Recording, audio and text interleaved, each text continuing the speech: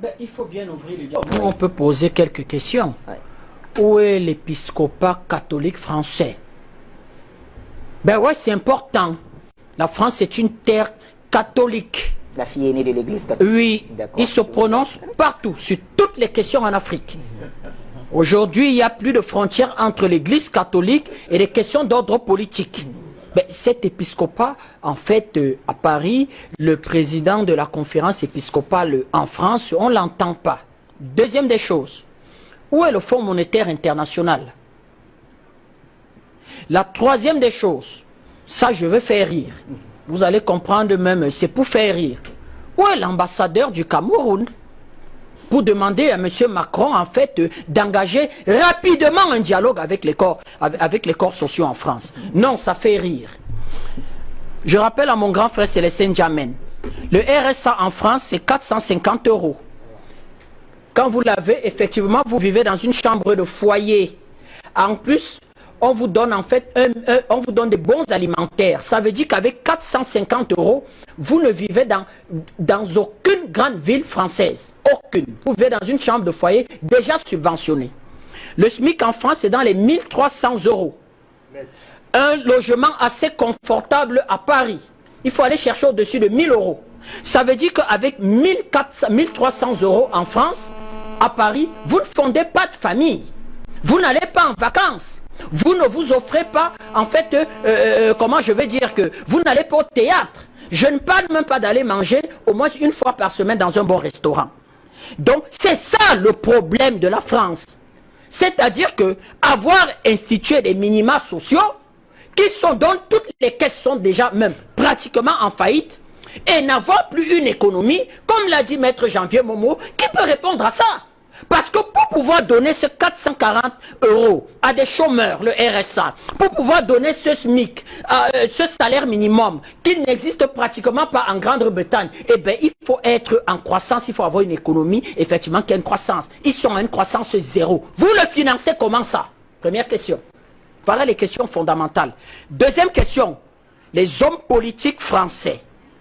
Le général de Gaulle va remettre sur pied ce qu'on va appeler une échelle sociale, Bachir, où à la tête de cette échelle sociale, c'est pratiquement une centaine de familles. C'est eux qui ont accès à Sciences Po Paris, c'est eux qui ont accès à l'ENA. Ils s'apparient entre eux. M. Hollande a rencontré Mme Ségolène Royal à l'ENA. Ils font des enfants qui intègrent des grandes écoles.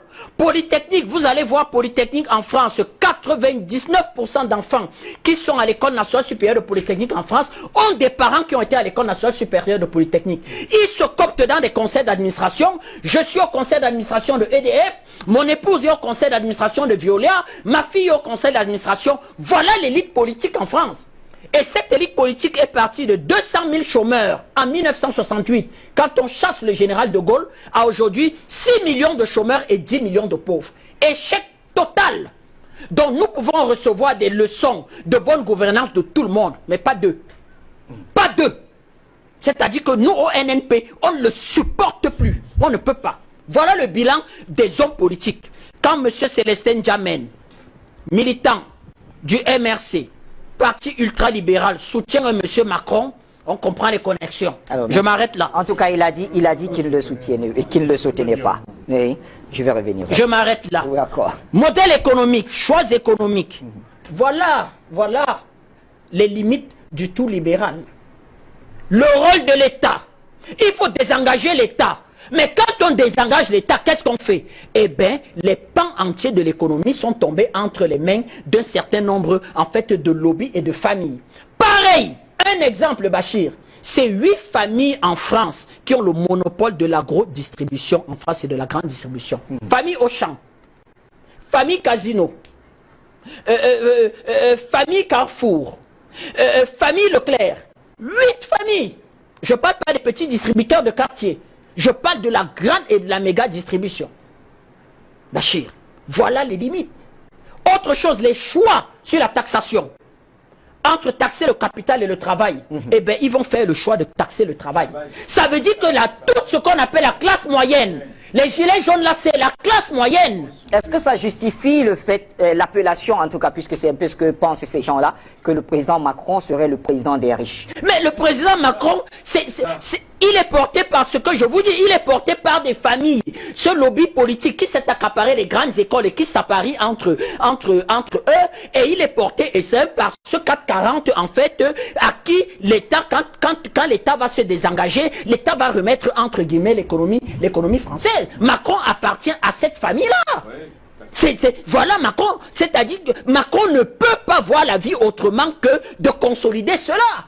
C'est aussi simple que ça. Et ces gilets jaunes-là, c'est entre guillemets la révolution du prolétariat. Quand on parle même de casseurs, mais Bachir, un casseur, c'est un Français.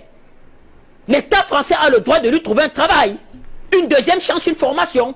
Monsieur N'Djamène nous parle de la grande richesse de la France et de ses acquis et de ceci. Mais pourquoi il ne donnerait pas une deuxième chance à un casseur? Elle pourrait lui donner une deuxième chance, une formation, un travail, la possibilité d'avoir, de se soigner. Eh bien, il ne deviendrait pas casseur. Eh bien, quand dans ta famille, vous avez un méga délinquant qui est votre enfant, eh bien, les responsabilités peuvent incomber aussi au père d'avoir assumé un mauvais encadrement à cet enfant pour qu'il devienne délinquant. Donc, le modèle économique là, c'est-à-dire que du rôle de l'État, de désengager l'État et de dire que c'est le marché qui va tout réguler. Mais le marché s'en fout des pauvres. Je vous donne un exemple. Monsieur Mittal, numéro 1 de l'acier dans le monde, il va partir de France, il va délocaliser, il va partir de France, alors qu'il faisait des bénéfices. Vous avez beaucoup de groupes en France qui lancent des plans sociaux, alors qu'en fin d'année, ils ont des bénéfices nets. Je vais plus loin. Les multinationales françaises, eh bien, en France, elles ne payent pas beaucoup d'impôts, alors que certaines ont jusqu'à 2000 filiales et gagnent de l'argent à l'extérieur. D'où ce concept de Mélenchon de créer un impôt universel. De dire que ces grands groupes français allons taxer les multinationales, les filiales qui sont ailleurs. Ça veut dire que Total ne serait-ce que dans la CEMAC à près de 450 filiales. Mais pourquoi on n'irait pas chercher l'argent là-bas? Vu que Total, quand vous regardez les bilans de Total en fin d'année en France, eh bien c'est à la limite 2 millions d'euros de résultats nets. Alors que c'est la première entreprise française avec pratiquement près de 30, 40, 50 milliards d'euros de bénéfices et de chiffres et de résultats nets. Voilà, donc c'est la révolution en quête de l'extrême droite française, de ces gilets jaunes là en grande partie, et de l'extrême gauche française qui n'accepte plus être les dindons de cette farce. D'où les slogans du genre Macron démission, dissolution de l'Assemblée nationale, et Maître a dit quelque chose d'intéressant. Macron n'aura pas de résultats pour ça. Il pourra faire tout son blabla. J'ai bien peur que ça contamine les étudiants. Si ça contamine les universitaires, ça contamine les étudiants, ça contamine d'autres corps sociaux, et ça en est terminé. C'est une dissolution de l'Assemblée nationale. J'ai bien peur pour Macron qui n'arrive à la fin de son mandat. Est-ce qu'il doit monter encore au créneau? Est-ce qu'il doit monter au... Mais on n'est pas monté au créneau. C'est-à-dire qu'il faut refaire l'architecture. C'est-à-dire qu'il faut dire aux chômeurs français qu'on ne te donne plus RSA. On ne peut pas vivre au-dessus de ses moyens, Bachir. Vous ne pouvez pas rationner chez vous en allant emprunter chez le boutiquier. À un moment donné, le boutiquier vous explique, excusez-moi, est-ce qu'ils sont à 2000 milliards d'euros d'endettement? Et chaque jour, la France lève l'argent sur les marchés. Mais la France vivra comme ça jusqu'à quand? Je vous donne un dernier chiffre. L'industrie d'un pays comme l'Indonésie est largement plus performante aujourd'hui que l'industrie française. Je parle de l'Indonésie, d'un pays comme l'Indonésie. Et alors, qu'est-ce que Macron a comme solution? Eh bien, tout simplement, c'est qu'ils disent aux Français qu'à partir d'aujourd'hui, vous allez souffrir comme nos frères africains. Il n'y a plus le choix pour vous. C'est dur. La situation est compliquée. Déjà, vous savez que Fillon avait dit au temps de Jérôme Chirac que les caisses sont vides. Sarkozy l'a rappelé rapidement en lui disant que le Premier ministre ne le dit pas. Mais M. Fillon avait eu le courage de dire que je suis à la tête d'un pays dont les caisses sont totalement vides. On ne gère pas une économie en gérant l'endettement, Bachir. Voilà en fait la situation de ces gilets jaunes-là. Et nous soutenons ce mouvement des gilets jaunes. Et ça doit faire réfléchir les peuples africains. C'est-à-dire que pour nous, les nationalistes, de dire que vraiment, s'attendre encore à avoir un bonheur avec la France. Ne rentrons pas dans la question que je voulais poser à Patient Pafendom. Donc là, ça, je crois que c'est sa chasse gardée.